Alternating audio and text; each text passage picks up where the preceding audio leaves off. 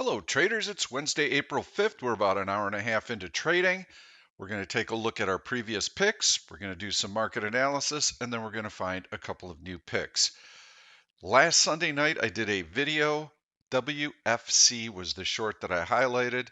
This is a 15-minute chart. You can see right here. This is Monday morning's price action, and the stock has actually been working its way lower. I wish that Tesla had been a nice long. It had some really nice characteristics. This is what the stock has done since that video. You can see there's been no reason to take a long position in Tesla. In fact, I think it sets up really well for a short. And this morning in the chat room, you can see I posted a chart. This is about 30 minutes after the open. So let's take a look at what has me bearish on this particular stock. So this is a key bar. You can see it's hollowed out. That means that the bar had greater than average range. It closed with a large body relative to its wick and tail, and the volume was heavy. Well, that's what got it on our radar in the first place because this was a high minus breakout. Very nice breakout. We had the volume, we had everything that we'd like to see on these breakouts. But then Monday, Tuesday, Wednesday, what happened?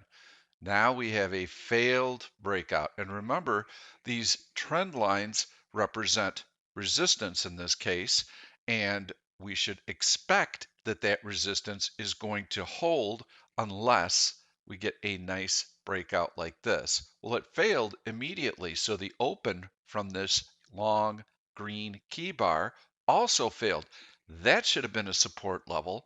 Plus, now we're back below this trend line. That has failed, and we have the 50-day moving average, which has also failed today. So Tesla actually looks like a really decent short in here. And you can see a couple of other shorts that are highlighted. Just going to flip through and you'll be able to see that as the day is unfolded, look for these little red tags here because it shows you that we have been aggressively shorting this morning. A lot of nice stocks in here. MTCH, Snow, Airbnb, CRWD, PLUG. Those are some of the names that we've been shorting. Let's take a look at what the market's currently doing. So we're going to shift gears. First of all, let's go into a 5-minute chart. You can see how yesterday the market opened and then we had this choppy drift lower with lots of overlapping candles. But on this move lower, we very quickly and easily took out the prior day's low. So that set a bearish tone. This morning, we're waiting for the ISM services number to come out. It was very weak. It was 51.5 roughly, just above expansion territory. Well, one of the market concerns yesterday, and the reason for this big decline, was that recession fear is starting to heat up. We had a weak ISM manufacturing report this week. We had a soft ADP number this morning, 145,000 new jobs created in the private sector during the month of March. About 215 were expected, so considerably light. We had the JOLTS job openings number come out yesterday. It also was light by about 500,000 jobs. Tomorrow, or excuse me, Friday, when the market is closed, we're going to get the jobs report. I'm not looking for anything too ugly in the jobs report for one reason. Initial jobless claims during the last 4 weeks have been pretty steady, so I don't know that this Friday is going to be a horribly weak jobs number. But we might expect that in future months. Just because we're starting to see economic conditions deteriorate, all the official PMIs came out. Europe was extremely weak. China was starting to show some weakness. Where's that rebound that we were going to see after the COVID shutdown in China? You would expect that we're going to get more than a couple of months of pop out of that reopening. Not happening. That is weighing on industrials. Recession fears are starting to be more elevated. So that's kind of the backdrop of what's going on. We'll take a very quick look at the market short term. We'll get back to it in a second. Then we're going to zoom back out. mixed overlapping candles. So long green candle, long red candle. This is a sign of uncertainty. You can see that the volume is about average. On this decline, we did have a little pop in the volume, so that's good, but every move is retraced. That tells us that this is not a strong trend. Every move is going to be checked. Every move is going to be checked. So for right now, yes, we've got a gradual choppy drift lower. We're heading into a holiday, so we can expect this type of price action. The volume is going to be relatively light. Let's go into the D1 chart. You can see that during the recent market rally, everything seemed so dang good. And I told you Sunday night that this is a light volume rally. Yeah, but what about this nice big rally that we had on Friday, Pete? That big green bar there on heavy volume. As I mentioned in my last video, that was impacted by Q1 window dressing. So you had a lot of asset managers and a lot of activity dressing up their portfolios for the end of the quarter. That's where the volume came from. The volume did not come from everybody deciding at this particular moment that I have to be long. The market is so attractive on a valuation basis. Buy, buy, buy, buy, buy, buy.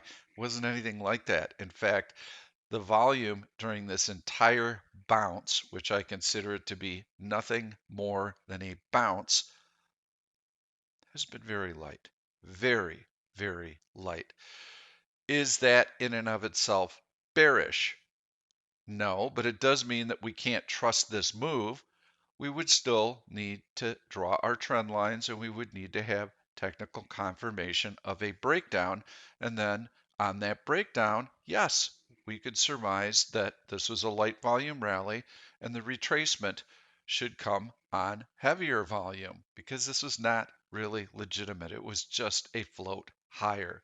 So we've seen plenty of moves like this earlier in the year. We've had a lot of big rallies on light volume, and then they reverse. This is a fairly light volume rally. You can see it right in here, and then you get your reversal and heavier volume. Credit concerns are still going to be elevated. Jamie Dimon said that this is going to linger for many, many months, but don't compare this to 2008. Banks are in better shape. We're going to get earnings from banks in about 10 days or so. Earnings season will kick off. So here's how the calendar lays out. We've got the jobs report on Friday, markets closed. So the reaction will largely be on Monday. Then next week we have CPI coming out on Wednesday. That's going to be a big number. Everybody's going to be looking to see if inflation is starting to wane. Get through that CPI number, and then we're into earnings towards the end of next week. But really, earnings season's not going to crank up until mid to late April. So we'll see. Are earnings good enough to justify a rally like this or a breakout? What do the banks have to say? What does the credit scene look like? I can tell you that I'm sensing a shift in sentiment right now from, gee, we're close to the end of the Fed's tightening cycle, which would be bullish, to the sentiment being, gosh, I wonder if the Fed has gone too far because now we're starting to see signs of economic weakness. And so if we start stacking up weak economic data points, that concern is going to be greater and greater. Initially, like the first handful of weak economic reports, the theory will be that bad news is good news, and this puts the Fed closer to a pause. But as that news starts to mount, everybody will start worrying that the Fed has tightened too quickly and that recession fears are real, and perhaps the banking crisis will be greater than everyone's expecting. And that's part of the rally here, was that the Fed injected a ton of liquidity into the market as soon as this banking news hit. And so that sparked a bit of the rally. Plus, we hadn't had any other bank failures in that time. So everyone assumes that it's just a one-off. There are lots of issues that have to be resolved right now. If you take a look at the longer term chart, realize we are in a trading range here. I can even zoom out a little bit. This is a trading range, okay? We're just going to meander back and forth within this range. Right now, we are near a relative high, so we would expect to see some weakness, and then we retrace, we test the low end of that range, then we muddle around. This is all biding time for all of these issues to be resolved, whether it's a credit crisis, whether it's the end of the Fed tightening cycle, whether it's, hey, we are actually seeing a soft landing. Those things are going to take months to resolve, perhaps even as long as this summer.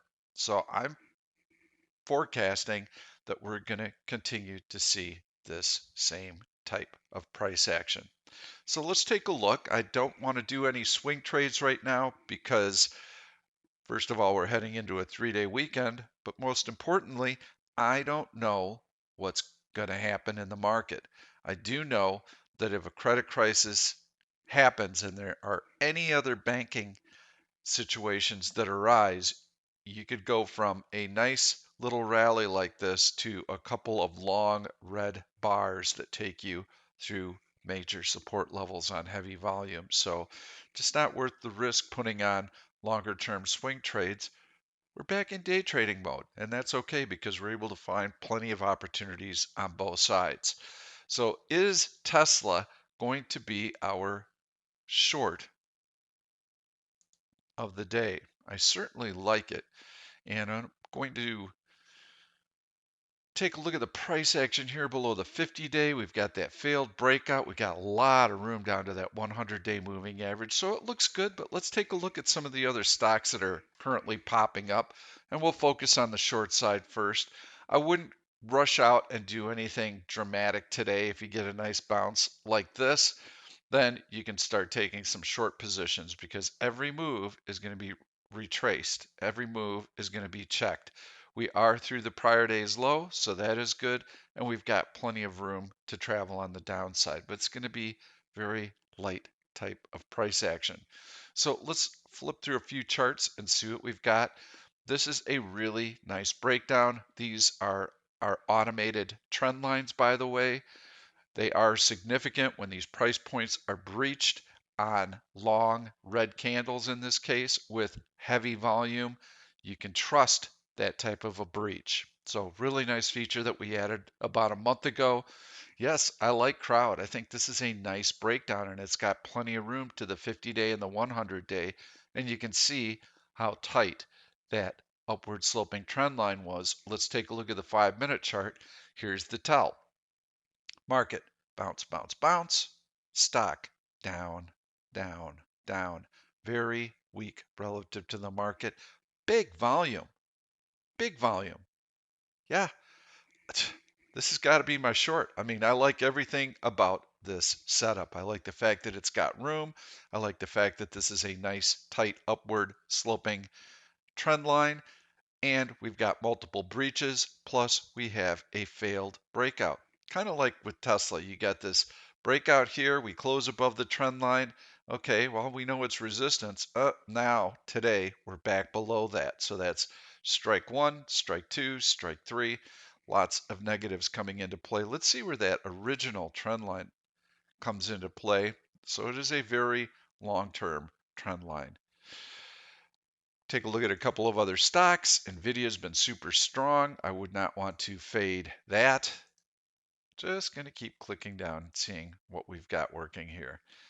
Airbnb is a nice little breakdown as well. You can see how it found support right at that trend line today and it's bounced off of it. If it can get through this though, it's got nice room down to the 100-day and 200-day moving averages. Just going to continue to take a look. This is my heavy selling search, by the way. FSLY, that's been strong relative to the market, so I don't want to mess with that. Uber,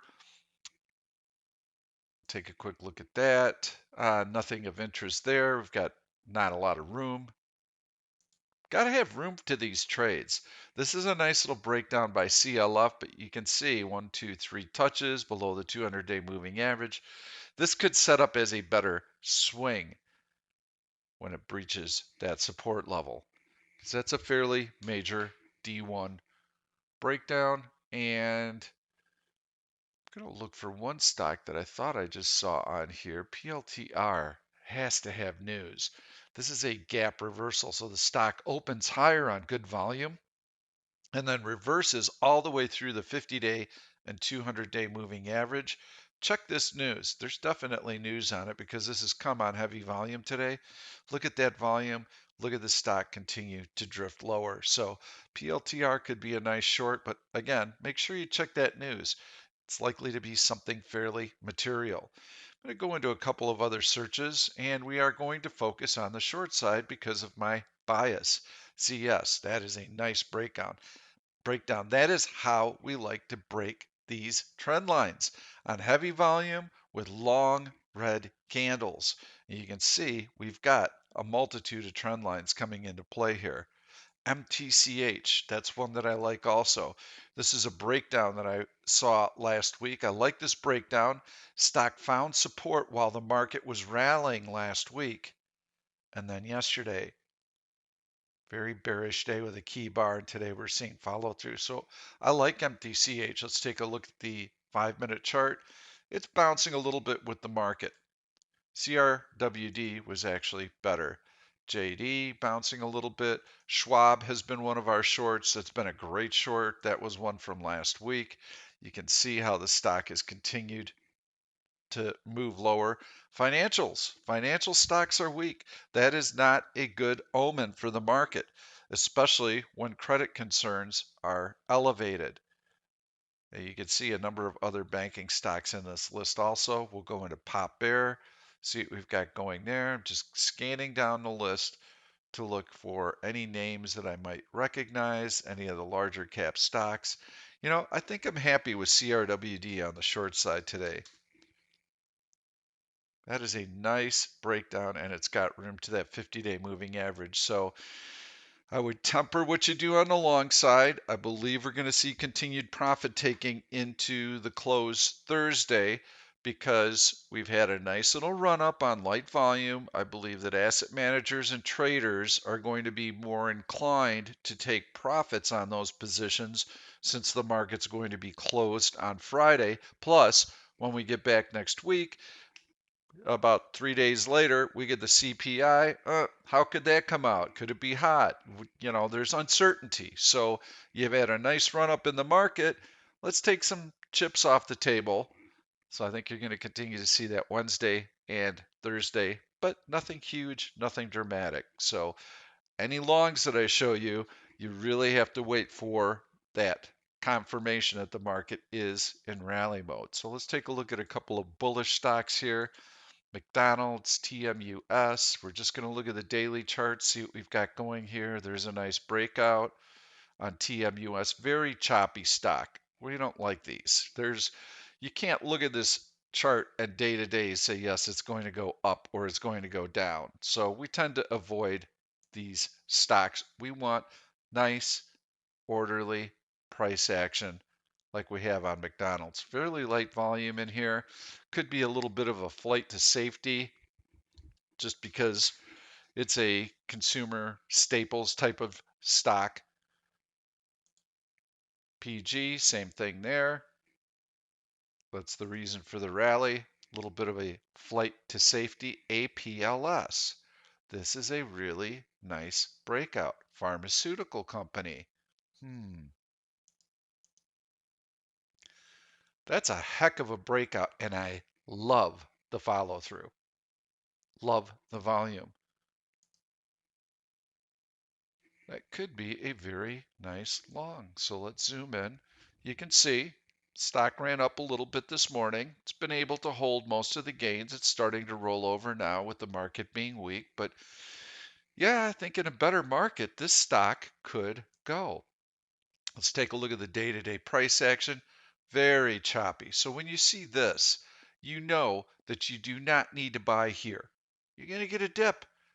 Wait for that compression. This is where you buy. Okay, got a nice little breakout up in here. Not getting any follow through. Take your gains there. Wait for the next dip. That's how you'd want to approach APLS. But that stock actually looks pretty decent. KO, we know that one. See Pop Bull, see what we've got here. Anything good here? Wisconsin Electric, utility stock. Not seeing any big names in here. Conagra, post earnings play, food producer. Not bad. Again, could be a little flight to safety in there. And we're going to go into some of our breakout searches. Hershey's has been strong, another food company.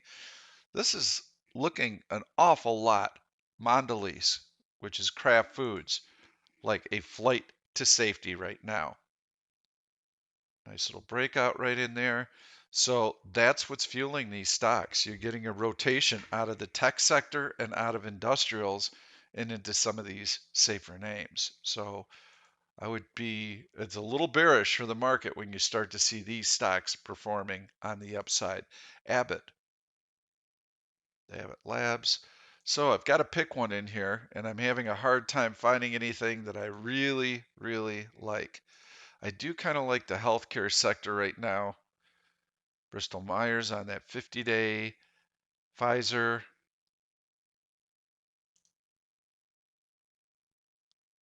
Lilly. Lilly's actually got a very nice head of steam. Love this breakout right here. Love the breakout through the 100-day. Volume's pretty decent. We're seeing continuation. We're seeing added strength today. You do not have to chase anything. You do not have to chase anything, be it on the long side or the short side, when you're getting choppy price action like this. Be patient and wait for your setup. So if I were going to trade Lilly, I'd want to make sure that the market is finding support. When I have that bullish 1OP cross, then I can feel pretty confident that the market should at least have 45 minutes to an hour where it's pausing, not going down, or where it is bouncing and moving higher. So at least I'm not working against the market during that bullish cycle.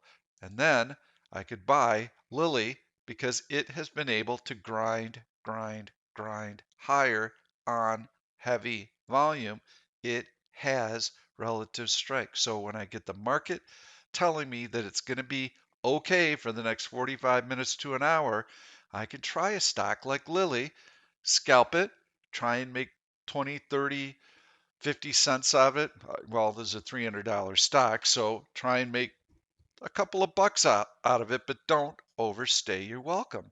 As soon as that bullish cycle runs for the S&P 500, starts to roll over, then you know you've got to be careful. You've got to be looking to take some of those profits, and then your focus would start to shift to the bearish side on the notion that this is just a bounce. We're going to roll over. We're going to see additional profit taking.